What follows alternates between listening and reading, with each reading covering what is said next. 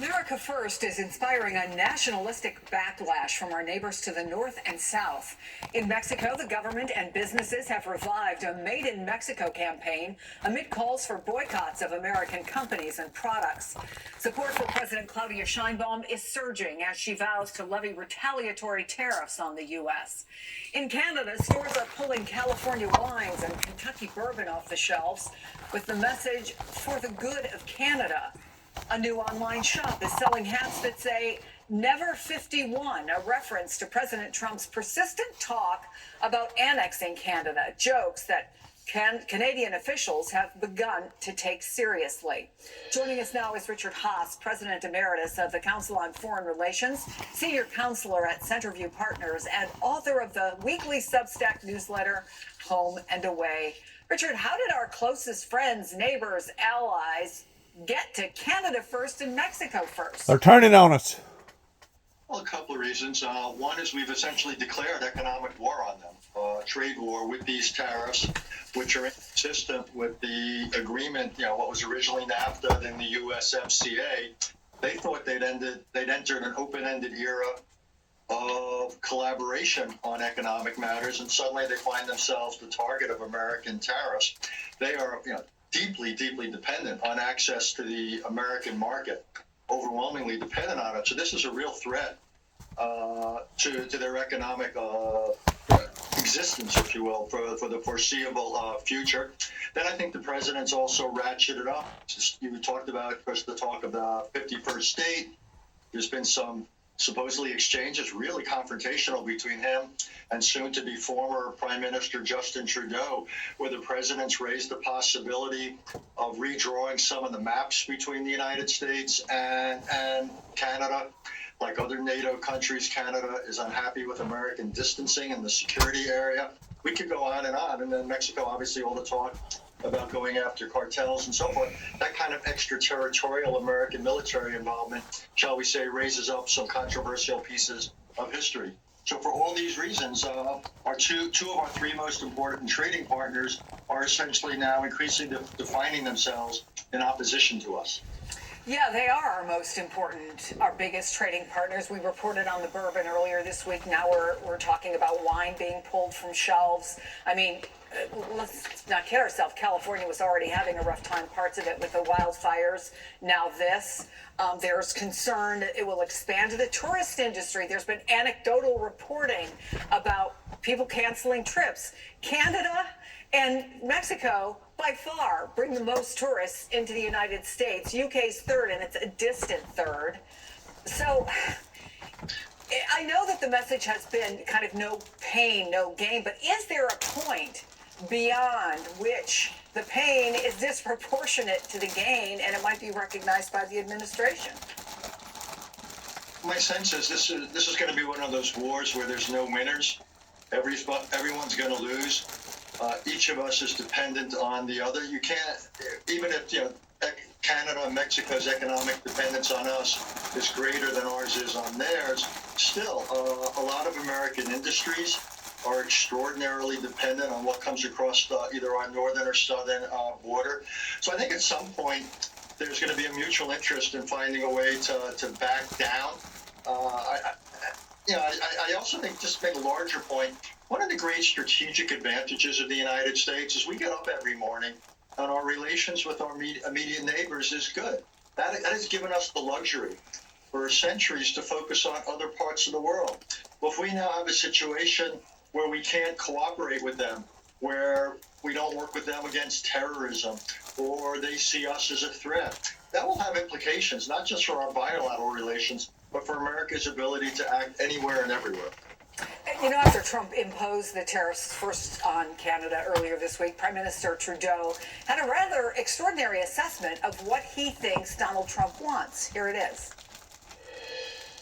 One thing he has said repeatedly, that what he wants is to see a total collapse of the Canadian economy. Because that'll make it easier to annex us, is the second half of his thought. Now, first of all, that's never going to happen. We will never be the 51st state. Well, the New York Times is reporting Trump told Trudeau he didn't believe that the treaty that demarcates the border between the two countries was valid. That's according to 4 people with firsthand knowledge of the conversation. Canadian officials seem to be now legitimately worried that Trump is serious about this 51st state thing. Is there a dispute about our border that we're unaware of? No, there's no dispute there, but we've generated it as an issue as part of a larger pattern in foreign policy. We've seen it with the challenge or threat to Panama's control of the canal, even though they had done nothing to deserve it. We see all the talk of Greenland, even though Denmark's been one of the most stalwart supporters of the United States in NATO, the threat to Canada, and so forth. One of the ironies of this in the short run, it's totally upended Canadian politics. 6 weeks ago, the Conservative Party candidate was more than 25 points ahead in the polls against either Justin Trudeau or anybody else from the Liberal Party. Guess what? Now the 2 people who want to succeed Justin Trudeau in the Liberal Party are ahead of the polls, ahead of their Conservative challenger. It's a good lesson that we're not the only country that feels nationalism.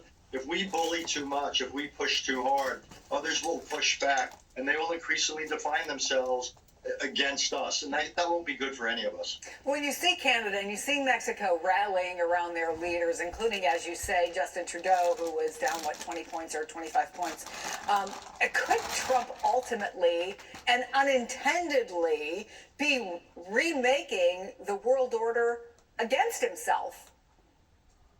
Quite possibly, and I think we're beginning to see signs of it in Europe, where people are unhappy with what looks to be somewhat, to use a strong word, we'll use a safer word, distancing from Ukraine. Some would say abandonment.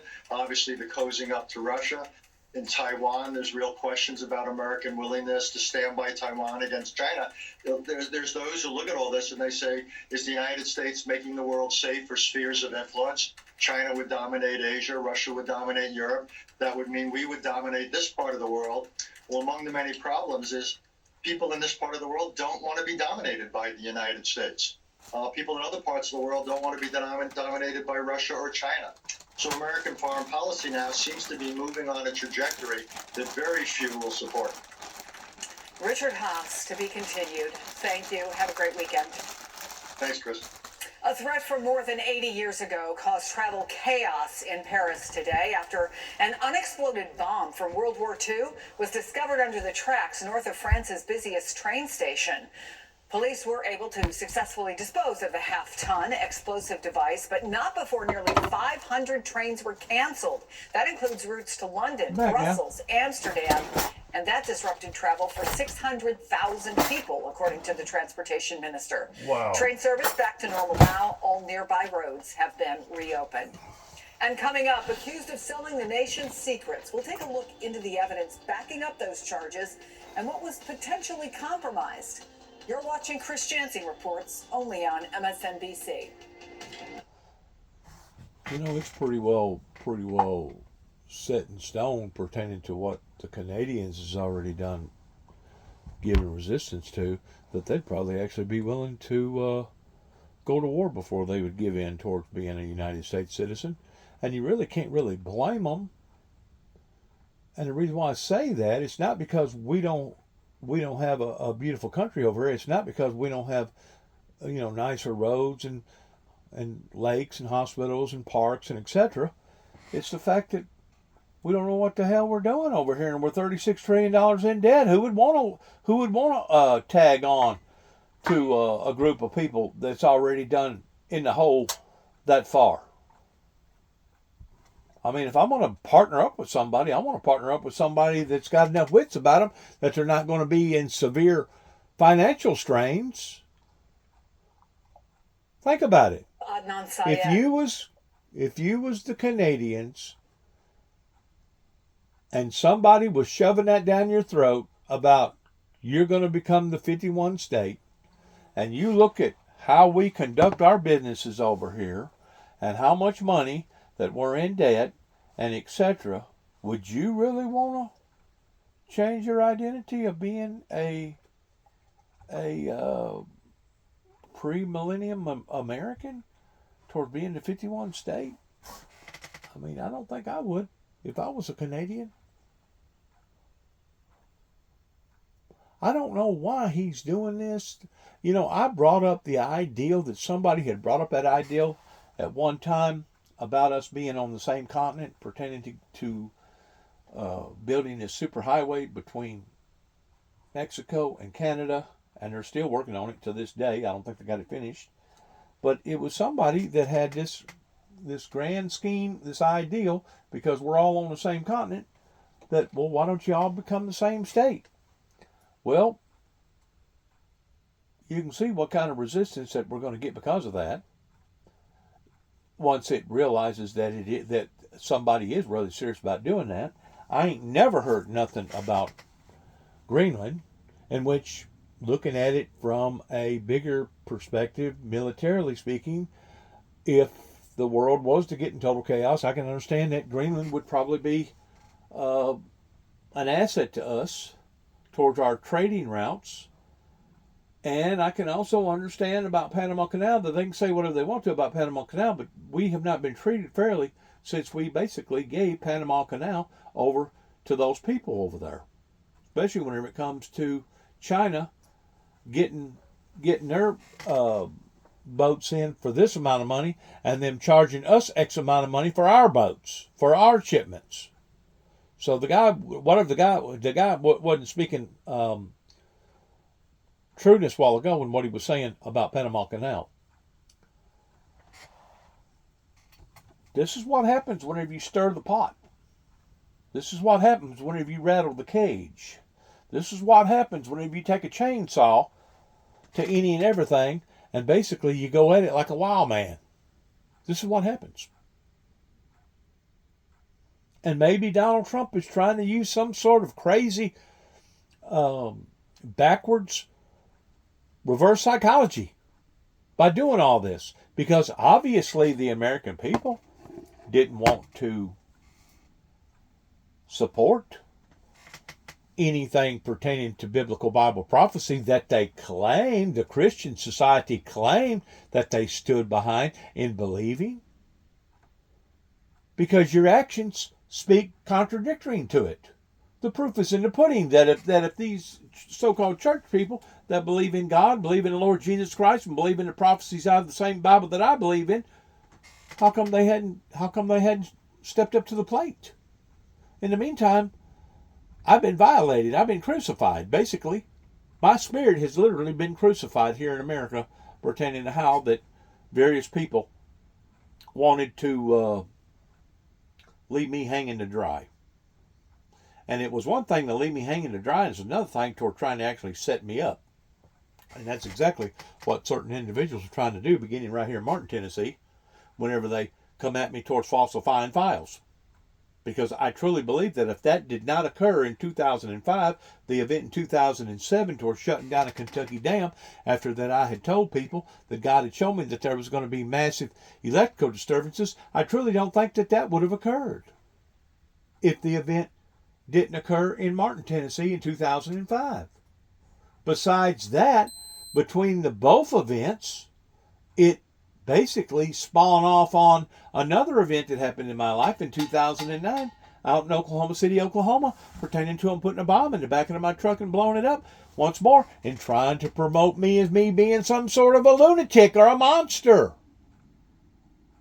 And come to find out I was correct, that there was a major cover-up in the Oklahoma authorities not revealing the whole truth to not only their citizens, but to the rest of the world.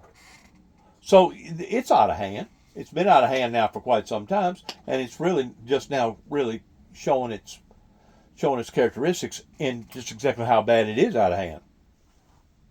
Whose story was made famous in the podcast Serial. After months of legal back and forth, a Baltimore judge ruled that Syed will not go back to prison. Instead, his sentence is time served under a law for those who are convicted of crimes as minors and serve at least 20 years. His conviction for the murder of his high school girlfriend, Hae Min Lee, however, stands. In a statement, a lawyer for Syed said he is grateful and relieved. 2 active duty and 1 former U.S. Army soldier are now in custody, accused of trying to sell military secrets to China. The FBI says this photo shows one of them, an Army sergeant Inside spies. Lewis McChord in Washington, taking photos of military. That's espionage. You know what that carries? 20 to life, if not death. 20 to life, if not death, by doing this right here. Military information. He's also accused of stealing dozens of classified hard drives marked secret that he negotiated to sell. NBC's Ken Delanian is reporting from Washington, D.C. So, Ken, what more do we know about this alleged scheme? Chris, the two active duty soldiers worked on the same base, although there's no allegation these two cases are related. But both men are accused of bribery and theft in connection with alleged schemes to steal and sell sensitive military information, in one case to people in China. The two soldiers are not charged with spying, which suggests the government at the moment can't prove they knew they were helping a foreign government. But Attorney General Pam Bondi said the two were, quote, actively working to weaken America's defense capabilities and empowering our adversaries in China. Take a listen to the FBI special agent in charge in Los Angeles. The information that is at risk here is information that identifies the United States military's capabilities, plans and intentions, and could really put us at a severe disadvantage if that were to fall in the wrong hands for an adversary. Experts say these cases spotlight the extent to which China is constantly trying to obtain American secrets. It's also worth noting that this week the Justice Department indicted 12 Chinese nationals in what they said was a massive cyber spying operation. And Chris, it's further worth noting that the FBI, which is the agency we rely on to protect the country from foreign espionage, is reeling right now amid the firings of senior executives and concerns that the Bureau is now being run by two people who have accused it without evidence of being hopelessly corrupt. Chris. Ken Delanian, thank you.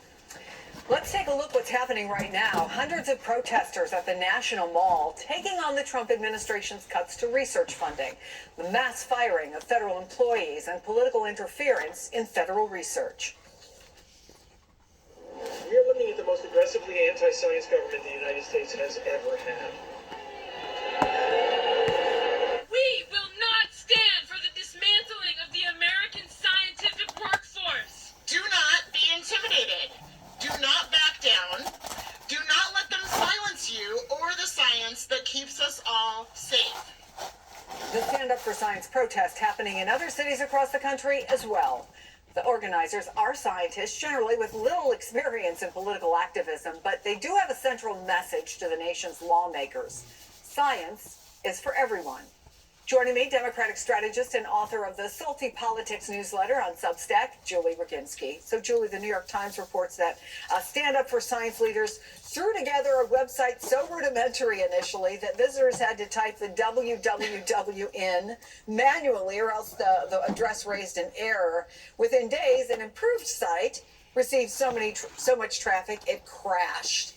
Is this the kind of ground up energy that Democrats need right now, or is it just more noise? Absolutely. This is exactly what Democrats need right now because the leadership of the Democratic Party is falling short, quite honestly, in communicating our values. And so it remains that it has to be people like these people who have never been really politically engaged before and others in the grassroots who are saying very plainly, as Americans, not as professional activists, not as professional politicians, that we are in great peril. And nobody better to explain that than the people who devoted their lives to protecting ours, which is what these scientists have done. I mean, their advances are keeping us healthy. Their advances are keeping us safe. Their advances are moving humanity forward in ways that I think very few other professions are. And so for them to come out and say this is exactly what the Democratic Party needs to activate the messaging that we need to get out there to the American people. So there's a little devil's advocate here, right? There was no shortage of grassroots activism in the run-up to the November election.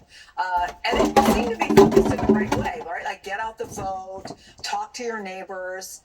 So is it clear what didn't resonate from that?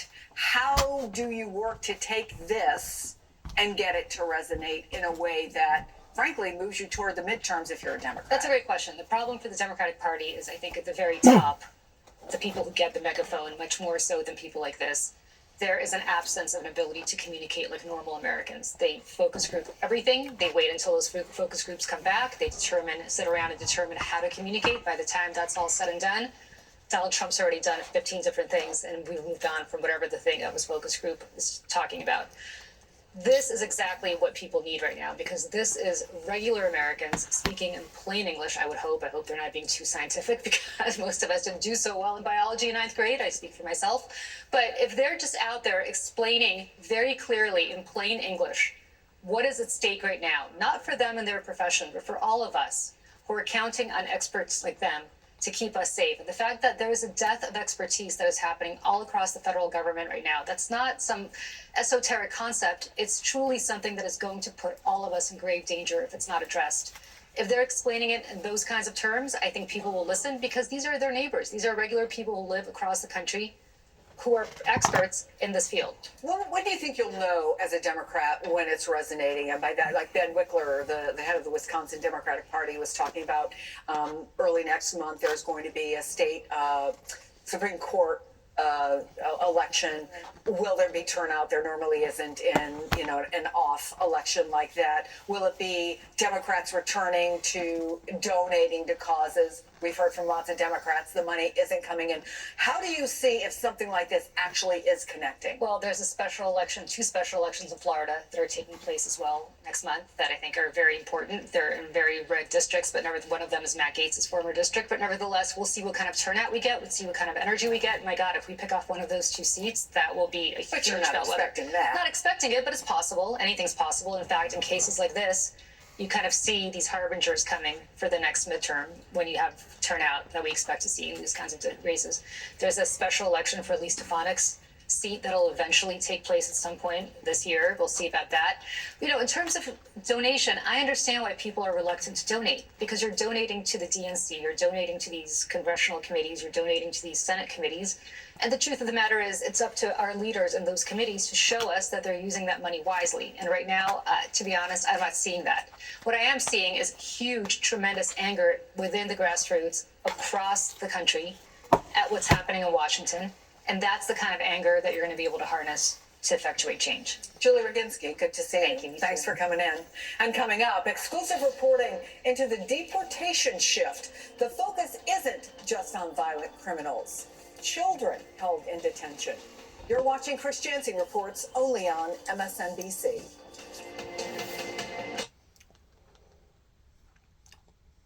All this ain't good. It is not good at all. And is this just going to be an ongoing debate to change or not to change? That is the question. Yeah, I kind of feel like, Chris, what would we have to talk about this time of year if we just got rid of daylight saving time? Oh, yeah, we got nothing to talk about. Right, exactly. It's such a topic of controversy for many people. Some people love it.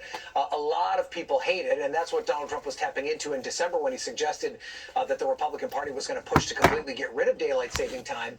But he obviously, now that he has the power to do that, he is running into the reality that there are a number of constituency groups who believe that the practice is actually helpful to them, particularly farmers in the Midwest who like that extra hour of daylight while they're tending to their crops. Now, this was a bill that passed the Senate in the last Congress.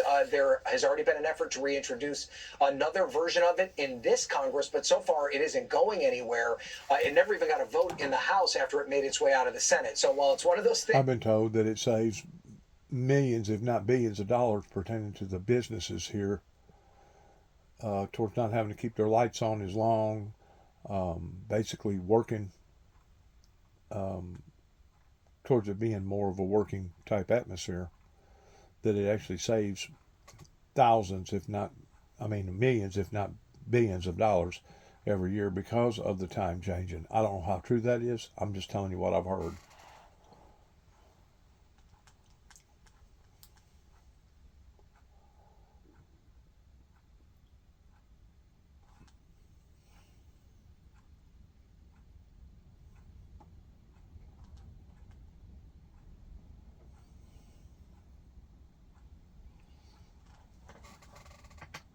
It's just what I've heard. I don't know. I just know there's so much going on right now. It's a runaway train. Chaos. Anarchy. Good to be with you. I'm Katie Turner. Whatever instrument Elon Musk has been using to level the federal workforce, be it a bulldozer or a wrecking ball, a chainsaw, or a hatchet, Donald Trump is now ordering him, as he said at least, to switch it out for a, quote, scalpel, saying on Truth Social yesterday that he has directed his cabinet and DOJ to work together on more precise federal job cuts. So what did it? The lawsuits hanging over Musk and the administration, the blowback from Trump's own voters, the hand-wringing from some Republican allies in Congress, the polls that say people think Musk has too much access to everything, the public safety risk of these indiscriminate firings, cutting and then cutting, recutting, and then rehiring critical nuclear safety staff working on weapons programs, firing and rehiring USDA staff working on the bird flu outbreak, quote, accidentally canceling and then having to immediately restore Ebola prevention funding. The list goes on. Or was it something that happened at the White House yesterday? The New York Times just dropped new reporting that details a tense and angry confrontation between some cabinet members and Elon Musk. Quote, Marco Rubio was incensed. Here he was in the cabinet room of the White House, the Secretary of State, seated beside the president and listening to a litany of attacks from the richest man in the world. Joining us now, NBC News White House correspondent Aaron Gilchrist, New York Times reporter and MSNBC contributor Teddy Schleifer, MSNBC legal correspondent Lisa Rubin, and former RNC communications director and Republican strategist Doug Heye. Doug, I'm looking forward to hear what you have to say. I figured you about might this. say that. But I want to begin. I'm not. I want to begin with Teddy on this because it's New York Times reporting. So I'm going to begin with you. This cabinet meeting yesterday sounded pretty explosive. You have reporting, we can put some of it up on the screen, that says that Elon Musk was saying that Marco Rubio wasn't going fast enough in firing people at the State Department. He wasn't doing anything. He said he was just good on TV, with the subtext being that he wasn't good for anything else. You have Sean Duffy, who's head of transportation, telling Elon Musk, you've got guys going into my department and they're firing air traffic controllers. I'm dealing with accidents, jet accidents, deadly accidents. And you have guys firing air traffic controllers. This is pretty explosive stuff that the Times is reporting. What else can you tell us? Yeah, I mean, this, I think why it matters here, Katie, is this appears to be the only sign, or the clearest sign yet, that the Trump presidency is not going to be the Musk presidency, right? That Elon has power. Obviously, he has not been fired. He's still in charge of DOJ. He's still there, at the White House every single day. But the Trump administration is comprised of the Trump cabinet. And if you're Sean Duffy or you're Marco Rubio or Doug Collins, you're feeling maybe not emboldened, but satisfied. There appears to be a commitment from Trump to protecting his cabinet from sort of the incursion led by Musk. So, yes, it's explosive. They said lots of things in the room. Yes. But to me, what I think really matters here is what happens after they leave the room. And it appears that Elon Musk is no longer unilaterally calling the shots, which it's felt at times, at least some cabinet members, like has been the case. Yeah, but there was also the wrinkle in there that Donald Trump said that if the cabinet members don't do it, that Elon Musk will end up going and doing it himself anyway. So right. How much of this? How Go much of this is lasting? Yeah, I mean, will a cabinet member be ousted because they feel like, or Elon Musk feels like Elon Musk feels like that cabinet member has not done enough to enact the Trump agenda? That's kind of the worst case scenario for a member of the cabinet. It is not as if Elon Musk is leaving tomorrow, so don't feel too satisfied. But yes, clearly, if you're a cabinet member, you're feeling better today than you were yesterday, because now it appears like you at least have the chance to do the first cuts. Maybe Musk will do the second round. But at times, if you're a cabinet member, it's felt like, are you even in charge of the agency? Well, I would not hold your breath in getting rid of Elon Musk, considering how much money he has and how much money he can wield however he sees fit, even against Donald Trump if he wanted to. So that, I think, tempers Donald Trump's impulses in that relationship. Let me play a little bit of Donald Trump yesterday on Elon Musk and the cabinet. This is presumably after that meeting. I want the cabinet members to keep good people. I don't want to see a big cut where a lot of good people are cut. I want the cabinet members go first, keep all the people you want, everybody that you need. And it would be better if they were there for 2 years instead of 2 weeks, because in 2 years they'll know the people better. But I want them to do the best job they can. Elon and the group are going to be watching them, and if they can cut, it's better. And if they don't cut, then Elon will do the cutting. Aaron, what can you tell us about your reporting from inside this White House? So, Katie, I think what you just played there speaks to the reality on the ground here in Washington around trying to understand who is in charge and who's making these changes actually happen. I think the larger line of thinking has been that Elon Musk and Doge have been going in, as we've noted many times, with a chainsaw, sledgehammer, whatever you like, and making these cuts indiscriminately, just looking at the numbers, trying to make sure that spending decreases, trying to make sure that the federal workforce is smaller, and not taking into account enough who these people are, what they do, how their lives are being impacted, and things of that nature. So if you look, for example, at the idea that there have been several agencies that have fired people and then had to bring those people back. We know at least the National Nuclear Security Administration couldn't even find some of the people that it needed to bring back to do the work that it was doing. Elon Musk acknowledged that, on more than one occasion, that mistakes had been made, that mistakes would be made, and that he would correct them quickly. That is not consistent with the Donald Trump that we know. He's not one to embrace the idea that he might make mistakes. And so now what we're seeing is very explicitly saying to cabinet secretaries that you know the people that you need to keep around in order to make sure that you're able to do the work that your agency is going to continue to do. He has said to them, you are going to downsize. We know that next week the agencies have to submit the first phase of their reorganization plans, and then the second phase of those plans coming in mid-April. So he very much wants to continue to see a downsizing in budgets and downsizing in workforce, but it's really putting it on the laps of these secretaries now, saying that they're responsible ultimately for what happens when it comes to the federal workforce. And if they're not doing that work in a significant way, downsizing in a significant way, then Musk and his team could go potentially from a support recommendation role to a more to have a role where they have potentially more control. But we've seen, Katie, for example, the Department of Veterans Affairs, they've been to some degree transparent about the cuts they've been making, saying this week that they're going to cut 15% of their workforce, potentially 80,000 employees from the department. Let's go home. Rebel-riser. Just being a rebel-riser. And of course, that's what he was accused of and trying to do whenever he first stepped into the from their constituents into the office in his first presidency.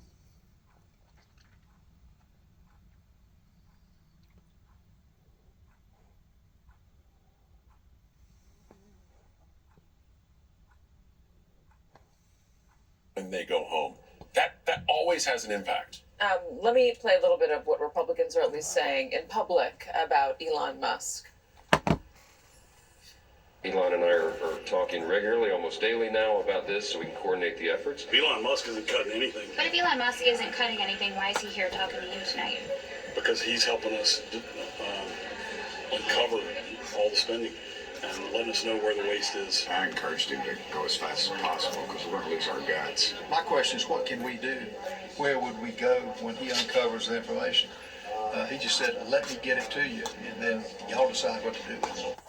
They're all very publicly on the same page about this, on being behind Elon Musk. I mean, obviously there's reporting saying that they're behind the scenes not happy about it. You had the New York Times report with the cabinet secretaries, and word that, Republicans are getting an earful from their constituents. But boy, if you're a constituent that's unhappy about this, and you look up and you see your congressman telling a reporter that everything's going great, you must not feel like you're being heard. Well, I think we also have fast burns and slow burns, right? Republican congressional districts, all the members you showed were Republicans. Their districts are Republican. Richard Hudson, who you showed, is an old college friend of mine. I know his district very well. It's very conservative, very Republican. A lot of military jobs and veterans jobs there, by the way. So it's going to be a slower burn there. The attrition is going to have to happen after time. What they're hearing isn't necessarily what Democratic offices are hearing. Is this what they want, though? I mean, I understand the desire